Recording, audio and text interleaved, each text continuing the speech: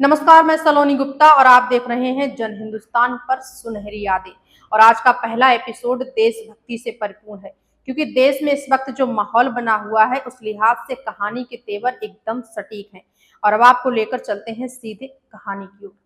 कुछ कहानियां इतिहास की किताबों में मिलती ही नहीं, क्योंकि वो दीवारों में छुपी होती हैं, मिट्टी में, दबे हुए बादों में और उन चिट्ठियों में जो कभी पहुंची ही नहीं। जी हाँ, 1942 की एक माँ और एक बेटा और उनका वो सपना जिसका नाम था आजाद भारत। और आज हम आपको लेकर चलेंगे उस सफर पर, एक चिट्ठी के साथ जो कभी अपनी मंजिल तक पहुंची ही नहीं। सन 1942 में भारत छोड़ो आंदोलन का दौर था और देश पूरी तरह से अंग्रेजों की जकड़ में था। लेकिन भारत में स्वतंत्रता की लहर उठ चुकी थी। ये कहानी है आरती देवी की, जो एक शिक्षित, तेज तर्रार और निर्भीक महिला थी।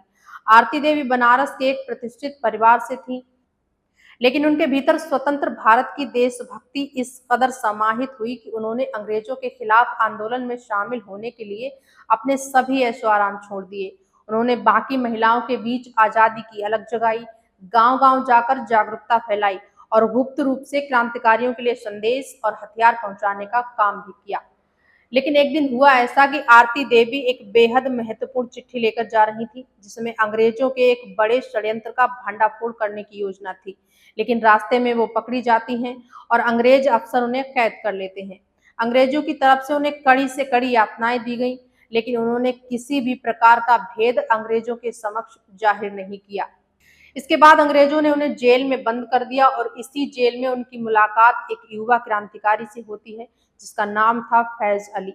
दोनों के इरादे एक जैसे थे, लक्ष्य भी एक ही था और यही वजह थी कि दोनों के बीच तालमेल काफी अच्छे थे।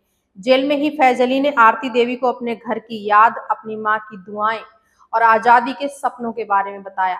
इसके बाद दोनों के बीच एक गहरा भावनात्मक रिश्ता बन गया। और ये रिश्ता न प्रेम था, न दोस्ती का, बल्कि ये रिश्ता था एक क्रांतिकारी के साझेदारी का।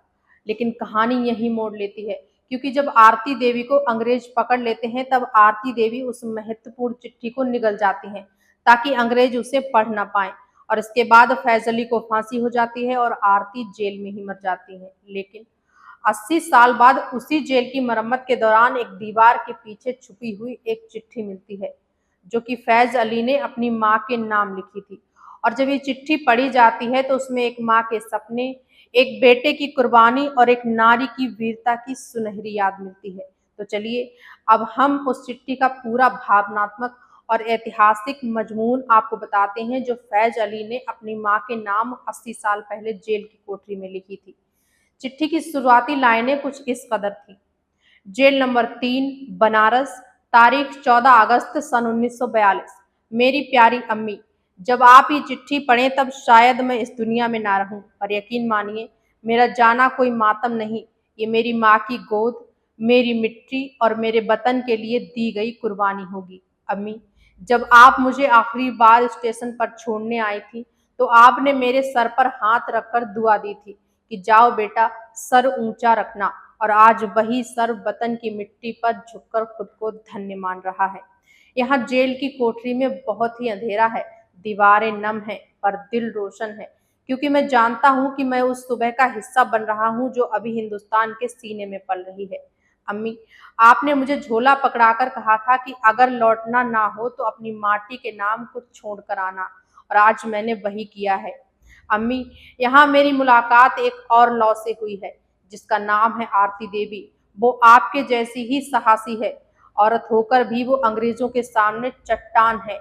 उसने मुझे बताया कि डर सिर्फ सोच है और आज़ादी एक संकल्प।